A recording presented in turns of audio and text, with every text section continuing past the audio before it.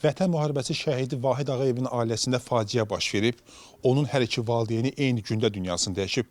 Bəli, hadisə paytaxtın Sabunçu rayonu Maçdağa qəsəbəsində onlara məxsus bu fərdi yaşayış evində qeydə alınıb. Belə ki, şəhidin atası Məcnun Ağayev və anası Gülnaz Ağayeva dəm qazına zəhərlənərək vəfat edib.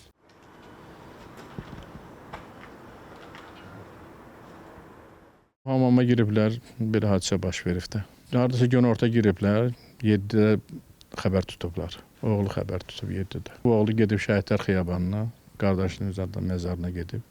Qaydanda belə hadisə baş verib, görüb ki, qapını açıb görüb, beləcə ikisi də yıxılıb yerə. 56 birinin yaşı var idi, 50 qızın yaşı var idi. Cavan idilər. Xəbər tutuq gəldi, gördük elə hadisə baş veribdir. Şəhid balasını itirəndə adam necə olar? Ələnçində bir vəziyyətdə idilər.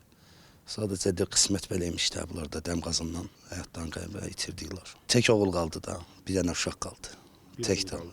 İki qardaş idilər, biri şəhid oldu döyüşlərdə, biri qalmışdı, o da tək qaldı.